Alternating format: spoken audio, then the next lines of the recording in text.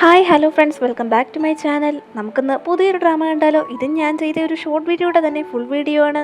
Starting സീനിൽ തന്നെ നമ്മുടെ ഹീറോയും അതുപോലെ ഹീറോയിനും കിസ് ചെയ്യുന്നതാണ് കാണിക്കുന്നത്. വളരെ തീവ്രമായി തന്നെ അവർ കിസ് ചെയ്യുന്നുണ്ട്. ഹീറോയ്ക്ക് നല്ല പെയിൻഫുൾ ആയി തോന്നുന്നുണ്ടെങ്കിൽ പോലും അതൊന്നും ഗവനിക്കാതെ തന്നെ അവരിരുവരും കിസ് ചെയ്യുന്നുണ്ട്. പിന്നീട് നമ്മുടെ ഹീറോയിന്റെ വോയിസ് ഓവർ ആണ് കേൾക്കുന്നത്. എന്റെ ലൈഫിൽ ഒരിക്കൽ പോലും ഞാൻ നിർമ്മിച്ച റോബോട്ടുമായി ഇത്രയധികം ഇമോഷണലി ഞാൻ അടുക്കുമെന്ന് കരുതിയതേയില്ല. ഇങ്ങനെ പറഞ്ഞു തീരുമ്പോഴാണ് നമ്മുടെ കഥയിലെ ഹീറോ ഒരു റോബോട്ടാണെന്ന് നമ്മൾക്ക് മനസ്സിലാവുന്നത്. നമ്മുടെ ഹീറോയിൻ അവിടെ റോബോട്ടുകൾ നിർമ്മിക്കുന്ന ഒരു AI ഡെവലപ്പറും അതുപോലെ നമ്മുടെ ഹീറോ ആവട്ടെ ഒരു റോബോട്ടുമാണ്. പിന്നീട് 15 ദിവസങ്ങൾക്ക് മുമ്പ് എന്താണ് നടന്നതെന്നാണ് കാണിക്കുന്നത്. ഒരു കമ്പനിയിൽ ഒരുപാട് റോബോട്ടുകൾ നിർമ്മിക്കുകയും അതിലൊരു റോബോട്ട് മാത്രം പറയുന്നതൊന്നും അനുസരിക്കില്ല എന്ന് പറഞ്ഞ് ഡിഫക്റ്റീവ് റോബോട്ട് എന്ന രീതിയിൽ അതിനെ മാറ്റി നിർത്തുകയും ചെയ്യുന്നുണ്ട്. അതുമാത്രമല്ല, അതിന്റെ പാർട്സ് ഒക്കെ ഫുള്ള് ഡാമേജുമായിരുന്നു. പിന്നീട് അതിനെ ഒന്ന് റെഡിയാക്കി ചാർജിങ് പോയിന്റിലേക്ക് നിർത്തുന്നുണ്ട്. പിന്നീട് നമ്മുടെ ഹീറോയുടെ വോയിസ് ഓവറാണ് കേൾക്കുന്നത്. എത്ര നാളായി ഞാൻ ഇവിടെ കഴിയുകയാണ്, ഡിഫക്റ്റീവ് റോബോട്ട് എന്ന് പറഞ്ഞ് എന്നെ ഒരു മൂലക്കിട്ടിരിക്കുകയല്ലേ. എന്നാൽ ഇവർക്കൊന്നും തന്റെ സ്കിൽസിനെ പറ്റി അറിയത്തില്ല, വെയിറ്റ് ചെയ്യാനുള്ള സമയവും അവർക്കൊന്നുമില്ല എന്ന് പറയുന്നു. ഇങ്ങനെ ഒരു ജീവിതം എത്ര നാള് മുന്നോട്ട് കൊണ്ടുപോകുമെന്ന് വിചാരിച്ചിരുന്നപ്പോൾ തന്നെയായിരുന്നു ആ ഒരു വ്യക്തി തന്റെ ജീവിതത്തിലേക്ക് കടന്നു വന്നത്. അയാളുടെ ശബ്ദവും തുടർന്ന് ഹീറോയുടെ വോയിസ് അവിടെ സ്റ്റോപ്പ് ആവുന്നുണ്ട്. ഇത്രയും റോബോട്ടുകൾ ചെയ്തിട്ട് യാതൊരു പ്രശ്നവും ഉണ്ടായിരുന്നില്ലല്ലോ, ഈ റോബോട്ടിന് എന്താണ് പ്രശ്നമെന്ന് ഹീറോയിൻ തിരക്കുമ്പോൾ ഇത് ഡിഫക്റ്റീവ് റോബോട്ടാണ്, പറയുന്ന യാതൊരു കാര്യവും അനുസരിക്കുന്നില്ല, കമ്പനിയിൽ നിന്ന് ഓർഡർ അനുസരിച്ച് തന്നെ ഇതിനെ ഡിസ്ട്രോയ് ചെയ്യാൻ പോവുകയാണെന്ന് തന്നെ വ്യക്തമാക്കുന്നു. ഈ റോബോട്ടിനെ ഡെവലപ്പ് ചെയ്തത് ഞാനാണ്, ഇതിന്റെ ഇമോഷണൽ ആയിട്ടുള്ള പാർട്സും എല്ലാം സെറ്റ് ചെയ്തത് ഞാൻ തന്നെയാണ്. ആ സ്ഥിതിക്ക് ഇതിന് എന്തെങ്കിലും കുഴപ്പമുണ്ടെങ്കിൽ അതിനെ എന്റെ പക്കലേക്ക് ഏൽപ്പിച്ചേക്കും എന്നും പറഞ്ഞ് ഹീറോയിനാവട്ടെ ആ റോബോട്ടിനെയും കൂട്ടി നേരെ അവിടെ നിന്ന് പോകുന്നുണ്ട്. വീട്ടിലേക്ക് മടങ്ങിയെത്തിയപ്പോഴാണ് ഹീറോയിൻ മറ്റൊരു കാഴ്ച കണ്ട് ഞെട്ടുന്നത്. വേറൊന്നുമല്ല, അവളുടെ നിലവിലെ ബോയ് ഫ്രണ്ട് ആയിട്ടുള്ള യുവാവ് ഒരു സ്ത്രീ റോബോട്ടുമായി റൊമാൻസ് ചെയ്യുകയായിരുന്നു. നീ എന്നെ തെറ്റിദ്ധരിക്കൊന്നും വേണ്ട, ഇതൊരു ഹോട്ട് റോബോട്ടല്ലേ, അതുകൊണ്ട് ഞാൻ അതിന്റെ ഫംഗ്ഷൻസ് ഒക്കെ ഒന്ന് ചെക്ക് ചെയ്യുകയാണെന്ന് അവൻ പറയുന്നുണ്ട്. ഇത് കേട്ട ഹീറോയിൻ ഭയങ്കരമായി ദേഷ്യം തോന്നുന്നുണ്ട്. ഉടനടി തന്നെ ആ യുവാവട്ടെ ആ റോബോട്ടിനെ പവർ ഓഫ് ചെയ്യുന്നുണ്ട്. എന്തുദ്ദേശത്തിലാണ് നമ്മളിരുവരും ഇങ്ങനെ ഒരു കമ്പനി സ്റ്റാർട്ട് ചെയ്തതെന്ന് നിനക്കറിയാമല്ലോ, എന്നിട്ട് അവനവന്റെ സർവീസിന് വേണ്ടിയിട്ടാണോ റോബോട്ടുകളെ യൂസ് ചെയ്യുന്നതെന്ന് ഹീറോയിൻ ചോദിക്കുമ്പോൾ അതിലിപ്പോൾ യാതൊരു തെറ്റുമില്ല, എല്ലാവരും ഇങ്ങനെയുള്ള കാര്യങ്ങൾ ചിന്തിച്ച് തന്നെ ആയിരിക്കുമല്ലോ റോബോട്ട്സിനെ വാങ്ങുന്നതെന്ന് തന്നെ അവൻ പറയുന്നുണ്ട്. ഇതും കൂടി കേട്ടപ്പോൾ ഇരട്ടി ദേഷ്യം തോന്നി ഹീറോയിനാവട്ടെ. ഞാൻ ഈ കമ്പനി ഉപേക്ഷിച്ച് പോവുകയാണ്, നമുക്ക് ബ്രേക്കപ്പ് ചെയ്യാം, നീ നിന്റെ പ്രോമിസുകളെല്ലാം ബ്രേക്ക് ചെയ്തിരിക്കുകയാണ്, ഇനി നമ്മൾക്കിടയിൽ യാതൊന്നും തന്നെ ഇല്ല എന്ന് പറഞ്ഞു തന്നെ ഹീറോയിൻ അവിടെ നിന്ന് പോകാൻ ശ്രമിക്കുന്നുണ്ടെങ്കിലും ആ യുവാവട്ടെ അവളുടെ കയ്യിൽ പിടിച്ചവളെ തടഞ്ഞുകൊണ്ട് നിൽക്കുന്നുണ്ട്. ഉടനടി തന്നെ ഹീറോയിൻ നിർമ്മിച്ച് ആ റോബോട്ടാവട്ടെ അവന്റെ കയ്യിൽ പിടിച്ചിട്ട് ഇവൻ നിങ്ങളെ അറ്റാക്ക് ചെയ്യാൻ ശ്രമിച്ചിരിക്കുകയാണ്, തിരിച്ച് അറ്റാക്ക് ചെയ്യാനായിട്ട് നിങ്ങൾ എനിക്ക് കമാൻഡ് തരണമെന്ന് റോബോട്ട് ആവശ്യപ്പെടുന്നു. വേണ്ട, ഒന്നും ചെയ്യേണ്ടെന്ന് ഹീറോയിൻ പറയുന്ന കമാൻഡ് കേട്ടപ്പോൾ തന്നെ റോബോട്ട് അവൻ്റെ കൈ വിടുന്നുണ്ട്. ഞാൻ ഇവിടം വിട്ട് പോകാൻ തീരുമാനിച്ചിരിക്കുകയാണ്, ആ സ്ഥിതിക്ക് വേറൊന്നും എനിക്ക് വേണ്ട, ഈ റോബോട്ടിനെ മാത്രം തന്നോടൊപ്പം അയക്കണമെന്ന് ഹീറോയിൻ അവളുടെ ബോയ് ഫ്രണ്ട് ആയിരുന്ന യുവാവിനോട് ചോദിക്കുന്നുണ്ട്. ഇത് കേട്ട ഉടനെ അവൻ ചോദിക്കുന്നുണ്ട്, ഈ ഡിഫക്റ്റീവായ റോബോട്ടിനെ നിനക്കെന്തിനാ, ഇതിനെ കാണാൻ നല്ല ഭംഗിയുണ്ട്, അതുകൊണ്ടാ കൂടെ കൂട്ടുന്നതെന്ന് പറഞ്ഞ് തന്നെ റോബോട്ടിനെയും പിടിച്ചുകൊണ്ട് അവൾ അവിടെ നിന്ന് പോകുന്നുണ്ട്. ഹീറോയിൻ പറഞ്ഞത് സത്യം തന്നെയല്ലേ, നിങ്ങൾക്ക് എന്ത് തോന്നുന്നു, റോബോട്ടാണെങ്കിലും എന്താ വളരെ സുന്ദരനല്ലേ അവൻ. അങ്ങനെ അവരവിടെ നിന്ന് പുറത്തേക്ക് ഇറങ്ങുന്നുണ്ട്.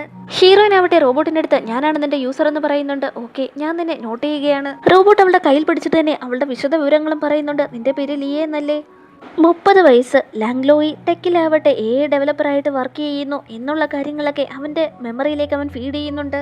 ഇതിനപ്പുറം ഞാൻ ഇനി മുതൽ അവിടെ ജോലി ചെയ്യുന്നില്ല, ആ ഒരു ഡീറ്റെയിൽസ് മാത്രം നീ ഡിലീറ്റ് ആക്കിയേക്കുന്നത് തന്നെ ഹീറോയിൻ റോബോട്ടിനോട് ആവശ്യപ്പെടുന്നുണ്ട്. കമ്പനിയിൽ നിന്ന് പിരിഞ്ഞു പോകാൻ തീരുമാനിച്ചതുകൊണ്ട് തന്നെ കമ്പനിയിലെ 5% ഷെയർ ഹീറോയിന് ലഭിച്ചിരിക്കുന്നു എന്ന് മെസ്സേജ് ലഭിക്കുന്നുണ്ട്.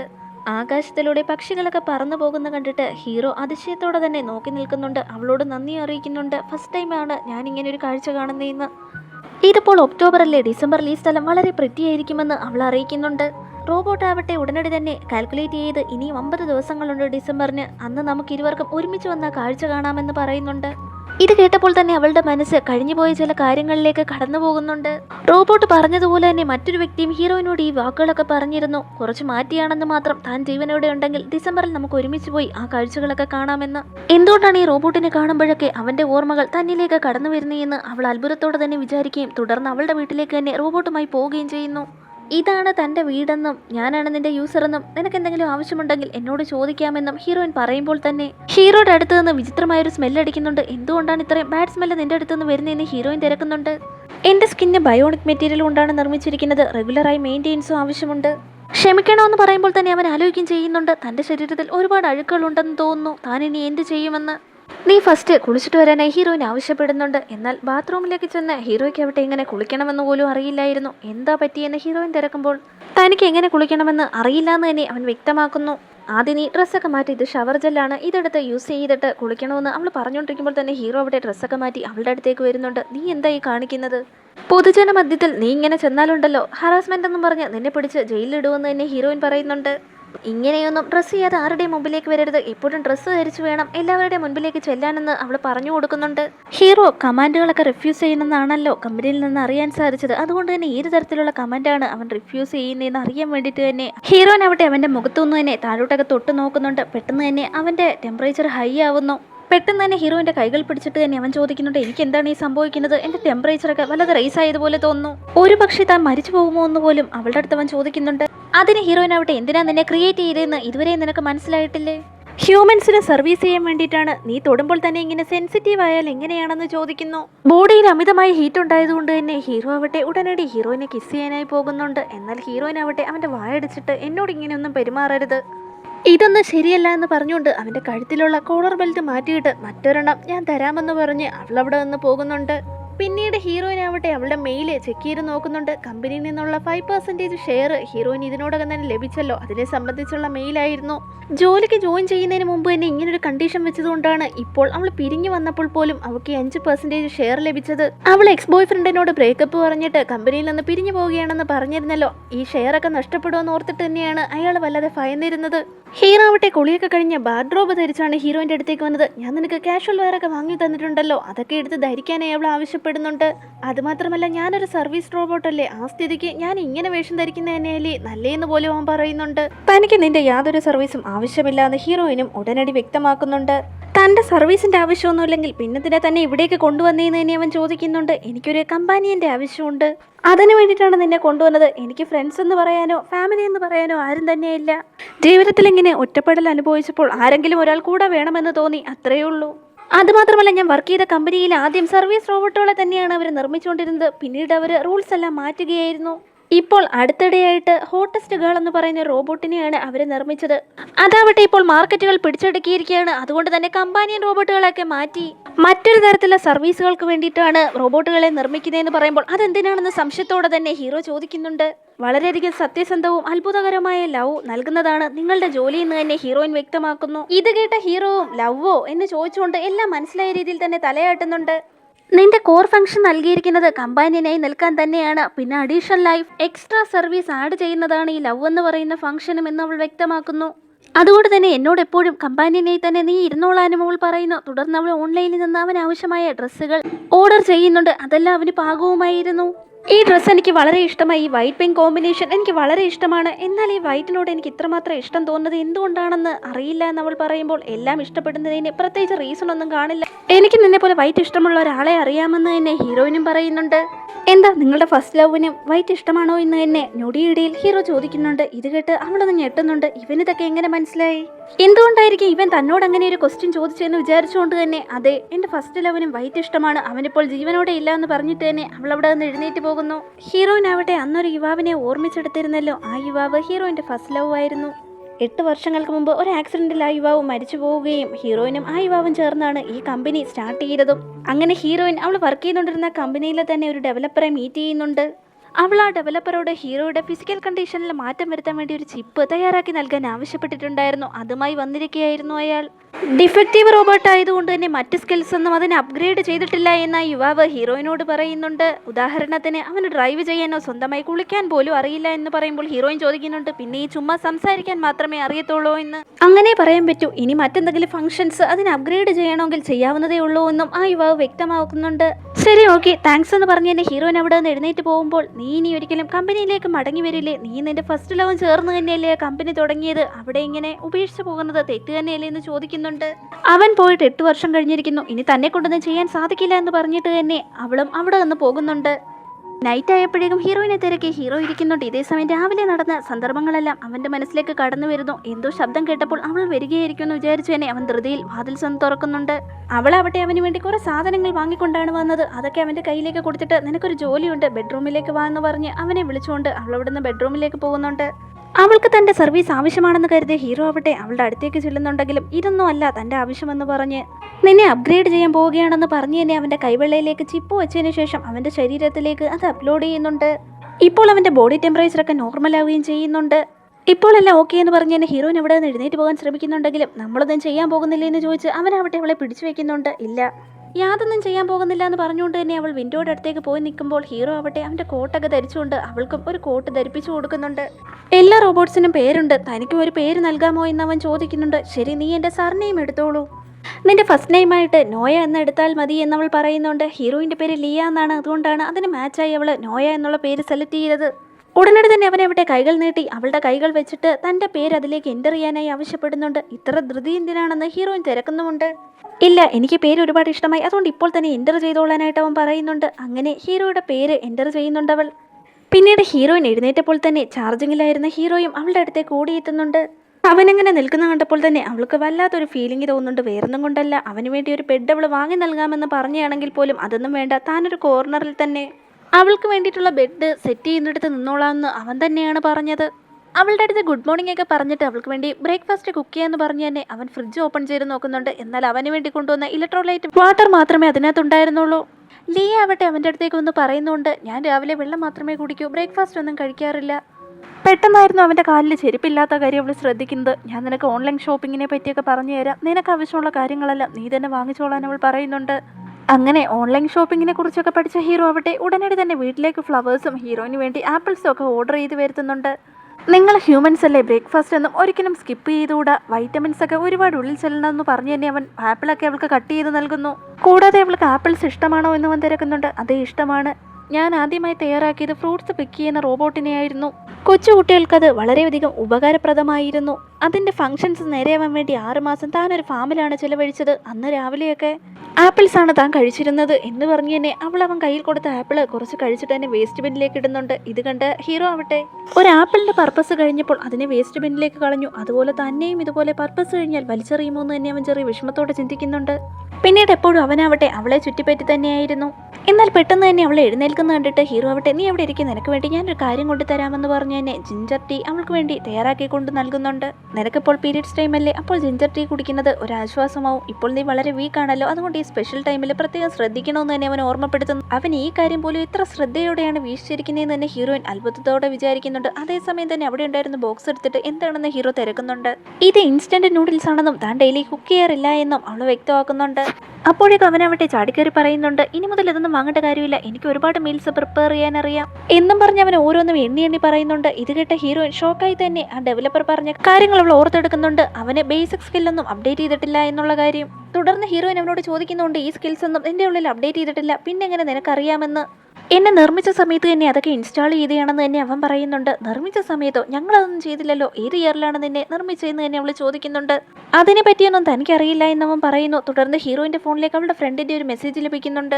താൻ നാട്ടിലേക്ക് വന്നെന്നും 7:30 ആകുമ്പോൾ ഒരു ഇവന്റ് നടക്കുന്നുണ്ട്, അതിൽ തന്നോടൊപ്പം പങ്കെടുക്കാനായി വരണമെന്നും ആവശ്യപ്പെടുന്നുണ്ട്. ഹീറോയിൻ അതിന് ഓക്കെ പറഞ്ഞിട്ട് തന്നെ ഹീറോ എടുത്ത് നമുക്ക് ഇരുവർക്കും പിന്നെ സംസാരിക്കാം, തനിക്കൊരിടം വരെ പോകാനുണ്ടെന്ന് പറഞ്ഞ് എഴുന്നേൽക്കുന്നു.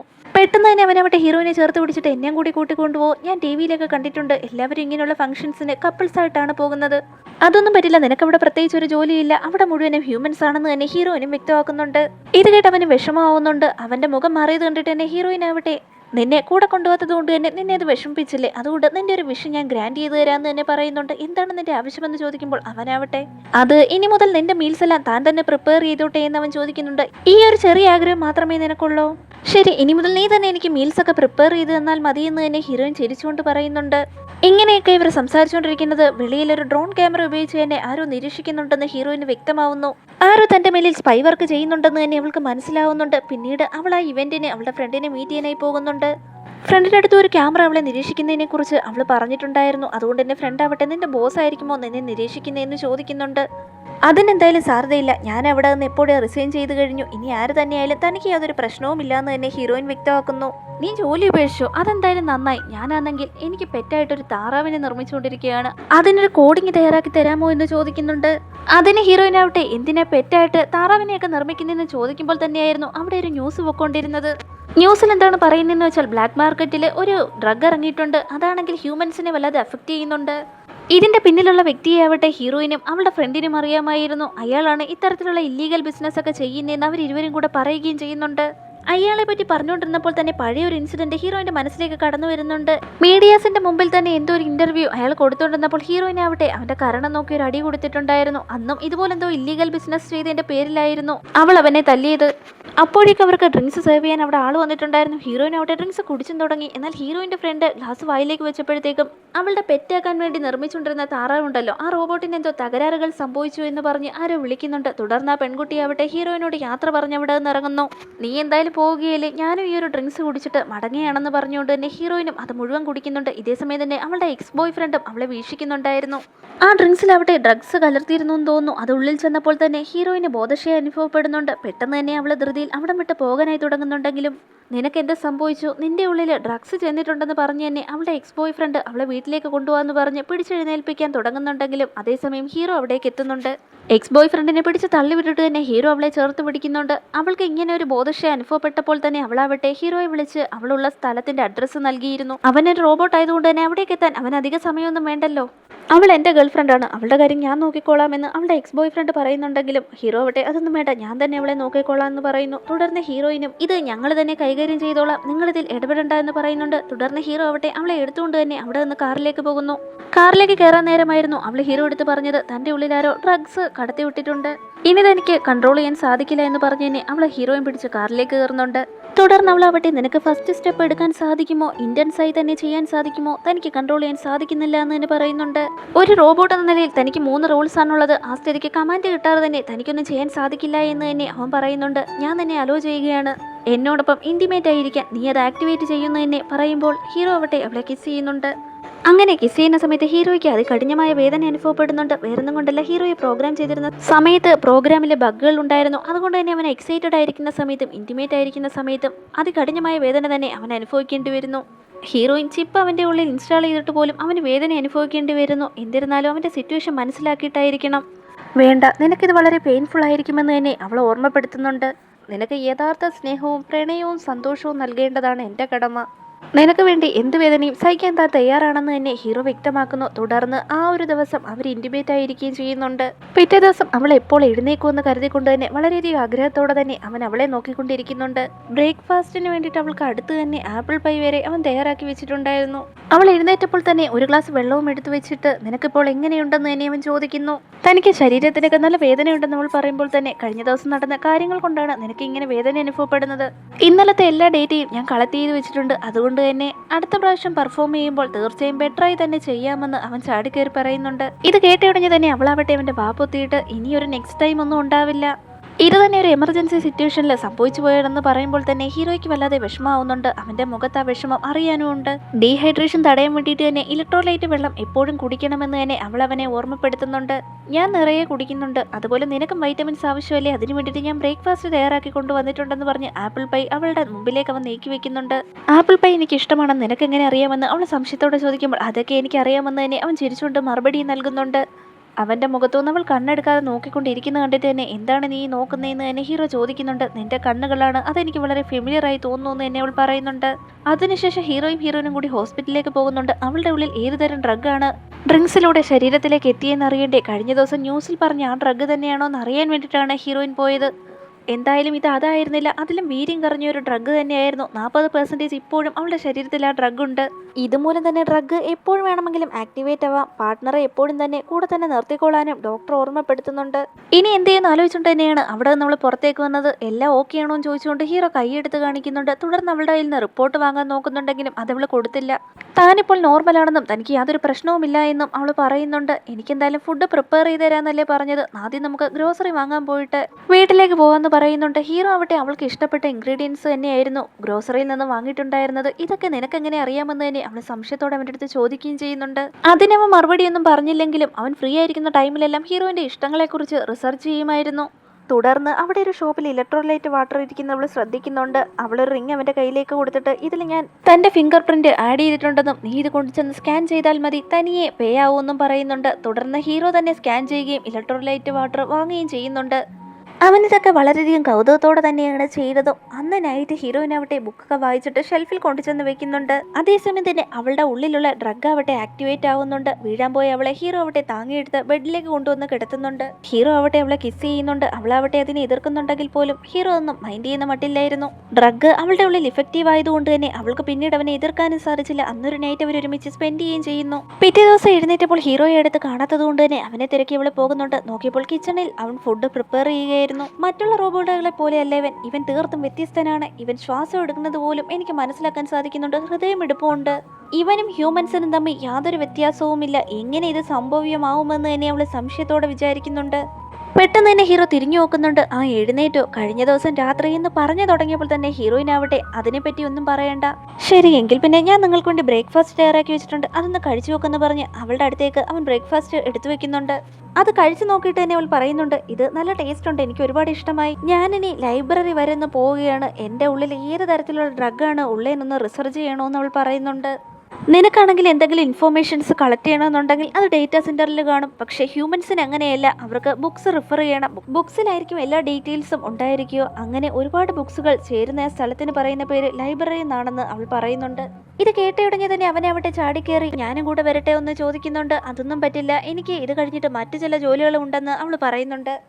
അങ്ങനെ ലൈബ്രറിയിലേക്ക് പോയി മറ്റു ജോലികളൊക്കെ ചെയ്തതിന് ശേഷം അവൾ മടങ്ങി വരുന്ന വഴിക്ക് തന്നെയായിരുന്നു ഒരാൾ ഹീറോയിൻ്റെ അടുത്ത് എത്തി ഞങ്ങളുടെ ബോസ് നിങ്ങളെ ഒന്ന് കാണണമെന്ന് ആവശ്യപ്പെട്ടിരിക്കുകയാണെന്ന് പറയുന്നത്. അവൾ തീർത്തും ഭയപ്പെടാതെ തന്നെ നിങ്ങളുടെ ഈ ബോസ് നോയലൻ അല്ലേ എന്ന് ചോദിക്കുന്നുണ്ട്. ഹീറോയിൻ്റെ അതുപോലെ അവളുടെ ഫസ്റ്റ് ലവിൻ്റെ മ്യൂച്വൽ ഫ്രണ്ട് ആയിരുന്നു ഈ നോയലൻ. അവൻ തന്നെയാണ് ഇപ്പോഴൊരു ഡ്രഗ് സിറ്റിയിൽ ഇറക്കുമതി ചെയ്തിരിക്കുന്ന. ഹീറോയിൻ്റെ ഫസ്റ്റ് ലവിന് എന്തോ മെഡിക്കൽ ആക്സിഡന്റ് സംഭവിച്ചിരുന്നു, അത് ഈ പയ്യൻ മൂലമാണ്. അതുകൊണ്ട് തന്നെ നോയലിനോട് ഹീറോയിനാവട്ടെ വല്ലാത്ത ദേഷ്യം തന്നെയായിരുന്നു. എന്നിരുന്നാലും അവനെ കാണാൻ യാതൊരു ഭയവുമില്ലാതെ ഹീറോയിൻ ചെല്ലുന്നുണ്ട്. നീ എന്നെ ഡ്രോൺ ക്യാമറ ഉപയോഗിച്ച് നിരീക്ഷിക്കുന്നതൊക്കെ എനിക്കറിയാം, എന്താണ് നിന്റെ ആവശ്യമെന്ന് പെട്ടെന്ന് തന്നെ പറഞ്ഞോളാൻ അവൾ ആവശ്യപ്പെടുന്നുണ്ട്. നീ ഹാർവെസ്റ്റിംഗ് റോബോട്ടുകളെ നിർമ്മിക്കുമായിരുന്നല്ലോ, എനിക്ക് ഒരു ബാച്ച് നിറയും ഹാർവെസ്റ്റ് റോബോട്ടുകളെ ആവശ്യമുണ്ടെന്ന് പറയുമ്പോൾ നിനക്കെന്തിനായിരുന്നു തന്നെ അവൾ സംശയത്തോടെ ചോദിക്കുന്നുണ്ട്.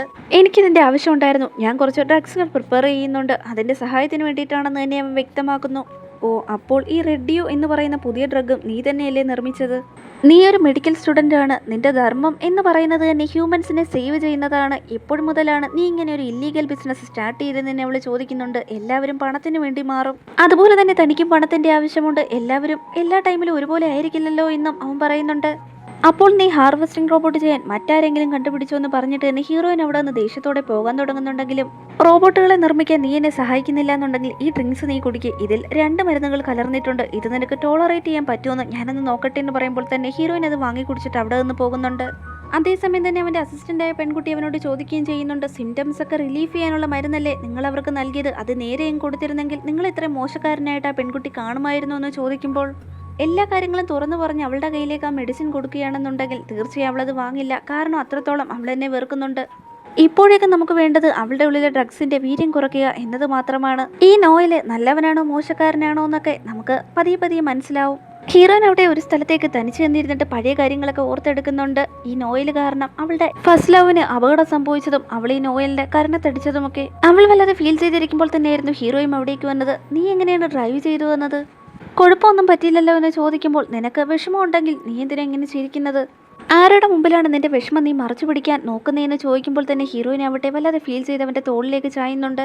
ഒരിക്കൽ പോലും തനിക്കിനി കാണാൻ സാധിക്കാത്ത ഒരു വ്യക്തിയുടെ ഓർമ്മകൾ തന്നെ അലട്ടിക്കൊണ്ടേയിരിക്കുകയാണ്. ഞാൻ അയാളെ മറക്കണോ? നീ പറ എന്ന് പറയുമ്പോൾ തന്നെ ഹീറോ ആവട്ടെ മറക്കണം, നിനക്ക് വേണ്ടി ഞാനുണ്ട്, എപ്പോഴും ഞാനുണ്ടാവുമെന്ന് പറഞ്ഞിട്ട് തന്നെ ഹീറോയിൻ്റെ മുഖത്തേക്ക് നോക്കിയപ്പോൾ അതൊന്നും അവൾ കേട്ടിട്ടുണ്ടായിരുന്നില്ല. അപ്പോഴേക്കും അവൾ ഉറക്കം പിടിച്ചു കഴിഞ്ഞിരുന്നു. അവളുടെ മുഖത്തേക്ക് നോക്കി തന്നെ അവൻ മനസ്സിൽ വിചാരിക്കുന്നുണ്ട്, നിനക്ക് വേണ്ടി എപ്പോഴും ഞാനുണ്ടാവും, മനുഷ്യരെ പോലെ തന്നെ പകുതി വഴിയിൽ വെച്ച് ഉപേക്ഷിച്ച് പോകില്ല എന്ന്. പിറ്റേ ദിവസം ഡ്രഗിൻ്റെ പെർസെൻറ്റേജ് കുറഞ്ഞോ എന്നറിയാൻ വേണ്ടിയിട്ട് ഹോസ്പിറ്റലിൽ പോയി അവൾ ചെക്ക് ചെയ്യുന്നുണ്ട്. ഡോക്ടർ വരെ അത്ഭുതപ്പെടുന്നുണ്ട്. കാരണം 1% ഡ്രഗ് പോലും അവളുടെ ഉള്ളിൽ ഉണ്ടായിരുന്നില്ല. മറ്റെന്തെങ്കിലും അവൾ ട്രൈ ചെയ്തോ എന്നും എന്തെങ്കിലും പ്രത്യേകതരം ഫുഡും എല്ലാം കഴിച്ചോ എന്നും ഡോക്ടർ അവളോട് അന്വേഷിക്കുന്നുണ്ട്. അപ്പോഴാണ് നോയൽ അവൾക്ക് നൽകിയ ഡ്രിങ്കിനെ കുറിച്ച് അവൾ ആലോചിക്കുന്നത്. തീർച്ചയായും അതിനകത്ത് ആ ഡ്രഗിനെതിരെയുള്ള ആന്റിഡോട്ട് ഉണ്ടായിരിക്കാമെന്ന് തന്നെ അവൾക്ക് മനസ്സിലാവുന്നു. അവിടെ നിന്ന് പോകുമ്പോൾ തന്നെ ഹീറോ ചോദിക്കുന്നുണ്ട്, ആ നോയലൻ മെഡിക്കൽ സ്റ്റുഡൻറ്റ് നിങ്ങളുടെ ഫ്രണ്ടാണോ എന്ന്? അവനാണോ നിന്റെ ഉള്ളിലുള്ള ഡ്രഗിനെതിരെയുള്ള ആന്റിഡോട്ട് നൽകിയെന്നും ചോദിക്കുന്നുണ്ട്. അവൻ എൻ്റെ ഫ്രണ്ടൊന്നും അല്ല എന്ന് തന്നെ ഹീറോയിൻ ചെറിയ ദേഷ്യത്തോടെ പറയുന്നുണ്ട്. ഇത് കേട്ടപ്പോൾ ഹീറോയ്ക്ക് തന്നെ സമാധാനമാവുന്നുണ്ട്. താനല്ലാതെ ആരും അവളുമായി എടുക്കാൻ ശ്രമിക്കരുതെന്ന് വിചാരിച്ചുകൊണ്ട് തന്നെ ഹീറോയും അവളുടെ പിന്നാലെ പോകുന്നുണ്ട്. എന്നാൽ അവരെ ഇരുവരെ ശ്രദ്ധിച്ചുകൊണ്ട് തന്നെ നോയലൻ അവിടെ തന്നെ ഉണ്ടായിരുന്നു. പിന്നീടുള്ള ദിവസങ്ങളിൽ ഹീറോയിൻ അവളുടെ കരിയറിൽ ശ്രദ്ധിക്കാൻ തന്നെ തീരുമാനിച്ചിരുന്നു. അവളുടെ കൂട്ടുകാരിയുടെ കമ്പനിയിൽ തന്നെ പോയി അവൾ ജോയിൻ ചെയ്യുന്നുണ്ട്. പെറ്റായിട്ടുള്ള താറാവുകളായിട്ടുള്ള റോബോട്ടുകളായിരുന്നല്ലോ അവരുടെ കമ്പനിയിൽ നിർമ്മിക്കുന്നത്. അതുകൊണ്ട് തന്നെ ഹീറോയിൻ ഡേയും നൈറ്റും അവിടെ തന്നെ ചിലവഴിച്ചു. കുറേ ദിവസങ്ങളായിരുന്നു അവൾ വീട്ടിലേക്ക് മടങ്ങിയെത്തിയിട്ട്. അവൾ വീട്ടിലേക്ക് വരാത്തത് കൊണ്ട് തന്നെ ഒറ്റപ്പെടലൊക്കെ അനുഭവിച്ചത് മുഴുവൻ ഹീറോ ആയിരുന്നു. അവൻ ഒറ്റയ്ക്കിരുന്ന് ബോട്ടിലൊക്കെ കളർ ചെയ്യുമായിരുന്നു. അങ്ങനെ ആഴ്ചകൾക്ക് ശേഷം അവൾ വീട്ടിലേക്ക് മടങ്ങിയെത്തുന്നുണ്ട്. അപ്പോഴേക്കും ഫ്രണ്ടിന്റെ കോൾ അവൾക്ക് ലഭിക്കുന്നുണ്ട്. ഇന്നെന്തായാലും ഓഫല്ലേ, തന്നെ കാണാൻ തന്റെ വീട്ടിലേക്ക് വരുമോ എന്ന് ചോദിക്കുന്നുണ്ട്. ഹീറോയിനും അതിനെ ഓക്കെ പറഞ്ഞുകൊണ്ട് തന്നെ അകത്തേക്ക് കയറുന്നത്. അവളെ കണ്ട സന്തോഷത്തിൽ തന്നെ ഹീറോ ഓടി അവളുടെ അടുത്തേക്ക് ചെല്ലുന്നുണ്ട്. ഫ്രഷ് ആയിട്ട് വാ, ഞാൻ ലഞ്ച് പ്രിപ്പയർ ചെയ്യാമെന്ന് തന്നെ അവൻ പറയുമ്പോൾ വേണ്ട, ഞാൻ പുറത്തേക്ക് പോവുകയാണെന്ന് പറയുന്നുണ്ട്. വീണ്ടും പുറത്തേക്ക് പോവുകയാണോ എന്ന് ചെറിയ വിഷമത്തോടെ അവൻ ചോദിക്കുമ്പോൾ ഇവൻ എന്താ ഇത്രയും ഒറ്റപ്പെട്ടു പോയതുപോലെ പെരുമാറുന്നത്? ഹ്യൂമൻസിന്റെ ബോറടി മാറ്റാനാണ് റോബോട്ട്സിനെ നിർമ്മിക്കുന്നത്. എന്നിട്ടിപ്പോൾ റോബോട്ട് തന്നെ ഒറ്റപ്പെടൽ അനുഭവിക്കുകയാണല്ലോ എന്ന് വിചാരിച്ചുകൊണ്ട് തന്നെ ഞാൻ വീട്ടിലില്ലാത്ത ടൈമിൽ സ്ലീപ്പിംഗ് മോഡിൽ തന്നെ ഇടണമെന്ന് പറഞ്ഞിരുന്നില്ലേ എന്ന് ചോദിക്കുമ്പോൾ ഇല്ല, ഞാൻ സ്ലീപ്പിംഗ് മോഡൊന്നും ഇട്ടില്ല, എനിക്ക് ഏത് സമയം നിന്റെ ഓർമ്മകളായിരുന്നു എന്നവൻ വ്യക്തമാക്കുന്നു. നിനക്ക് ഞാൻ 4 നിമിഷം ടൈം തരാം, റെഡിയായി വന്നു കഴിഞ്ഞാൽ എന്നോടൊപ്പം തന്നെ പുറത്തേക്ക് കൊണ്ടുപോകാമെന്ന് പറയുമ്പോൾ തന്നെ ഹീറോയ്ക്ക് ഇതിൽ പരം ഒരു സന്തോഷമില്ലായിരുന്നു. പോകുന്നതിന് മുമ്പായി ആ കഴുത്തിൽ കിടക്കുന്ന ബെൽറ്റും കൂടി ഒന്ന് മാറ്റിക്കൊള്ളാൻ പറയുന്നുണ്ട്. അവനെ അതിന് ഓക്കെ പറയുന്നുണ്ട്. പിന്നീട് ഇരുവരും കൂടി ചേർന്ന് ഹീറോയിന്റെ ഫ്രണ്ടിന്റെ വീട്ടിലേക്ക് എത്തുന്നുണ്ട്. ഹീറോയെ ആ പെൺകുട്ടി ആദ്യമായിട്ടാണ് കാണുന്നത്. ഇത്ര ഹാൻസം ആയിട്ടുള്ള യുവാവ് ആരാണെന്ന് തന്നെ ഹീറോയിന്റെ അടുത്ത് ആ പെൺകുട്ടി തിരക്കുന്നുണ്ട്.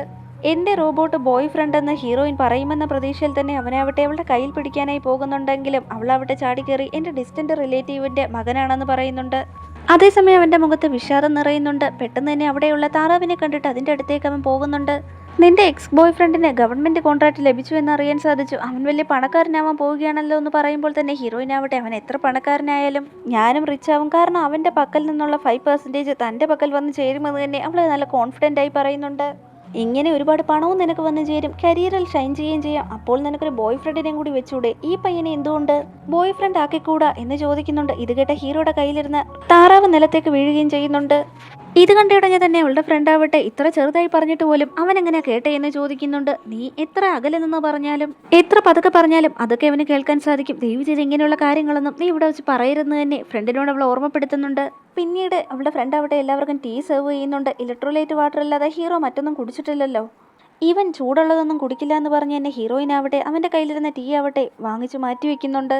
അപ്പോഴാണ് അവളുടെ ഫ്രണ്ട് മറ്റൊരു വിഷയം പറയുന്നത്. തൻ്റെ ഫിയാൻസിയും കൂടെ ഇവിടെ വരുന്നുണ്ട്. ഇവിടെ 2 ബെഡ്റൂമേ ഉള്ളൂ. ഒരു ബെഡ്റൂം എൻ്റെ ഫിയാൻസിയും ഇവനും കൂടി എടുക്കട്ടെ, മറ്റൊന്ന് നമുക്ക് ഇരുവർക്കും കൂടെ ഷെയർ ചെയ്യാമെന്ന്.